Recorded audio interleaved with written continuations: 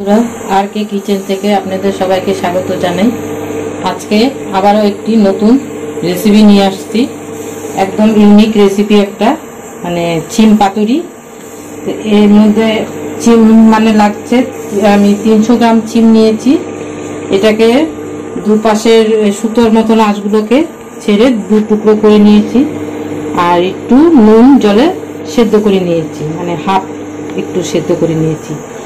আর লাগছে হলো আলু, 3টে আলুকে এইভাবে ডুমো ডুমো করে কেটে নিয়েছি।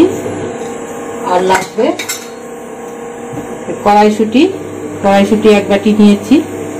খুব অল্প উপকরণ দিয়েই রান্নাটা কিন্তু খেতে অসাধারণ লাগে।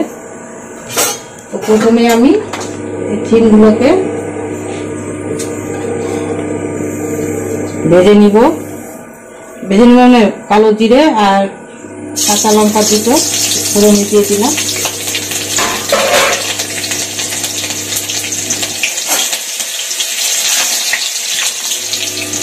এখন এর মধ্যে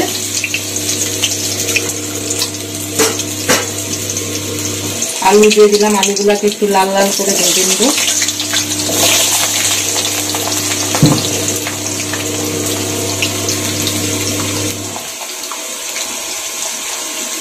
একটু নুন,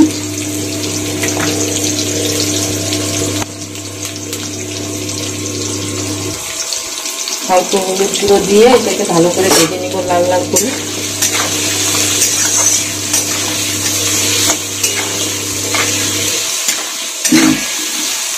মানে এই চিম চচ্চড়িটা এত ভালো লাগে, মানে এটা দিয়েই সব ভাত খাওয়া হয়ে যায়, আর অন্য কিছু লাগবেই না, এত টেস্টি হয়। আলু আমার ভাজা হয়ে গেছে, এই আলুর মধ্যে আমি শিমগুলোকে দিয়ে দিব।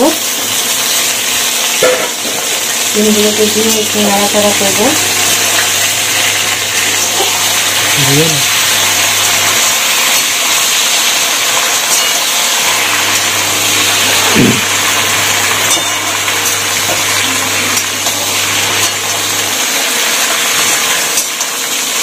একটু ভাজা একটু মানে সামান্য হালকা ভাজা হলে এর মধ্যে মশলাটা দিয়ে দিব।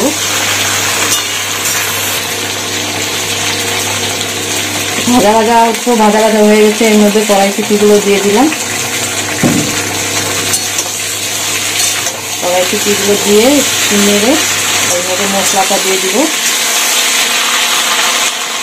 আমি আগে থেকে মশলাটা বেটে রেখেছিলাম। এখানে কালো জিরে 4 চামচের 2 চামচ আর কাঁচা লঙ্কা 5-6টা দিয়ে বেটে রেখেছি। আর কিছুই লাগবে না মশলা।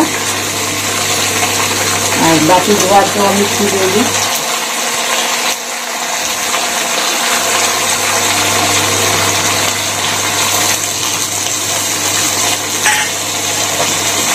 এই দিয়েই আমার রান্নাটা হয়ে যাবে। সামান্য একটু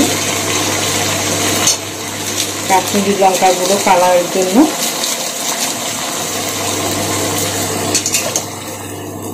এখন এটাকে নেড়ে একটু ঢাকা দিয়ে রাখবো। মাঝখানে একটু ঢাকাটা খুলে নেড়ে দিব আবার, যেন নিচে লেগে না যায়।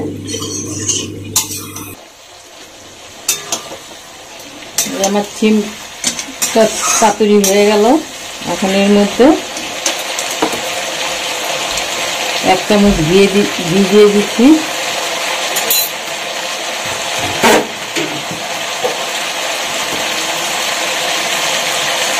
সামান্য একটু গরম মশলা,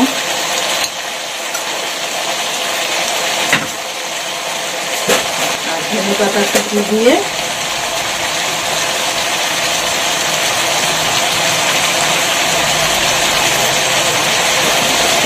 এখন নামিয়ে দিব।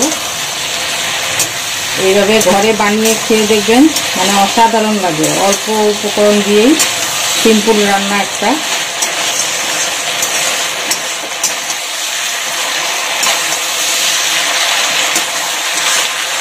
যদি ভালো লাগে এভাবে রান্না করে খেয়ে দেখবেন। যদি ভালো লাগে তাহলে কমেন্টসে জানাবেন, আর লাইক শেয়ার করে দিবেন, বন্ধুদের কাছেও শেয়ার করবেন।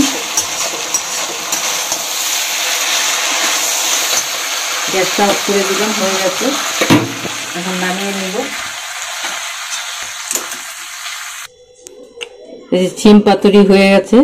অল্প উপকরণ দিয়ে মানে এত টেস্টি হয়, মানে না খেলে বুঝতে পারবেন না। খেয়ে দেখবেন, বানিয়ে দেখবেন, মানে খুব টেস্টি হয়। এখানে মানে আজকে শেষ করলাম। নমস্কার, ভালো থাকবেন, সুস্থ থাকবেন।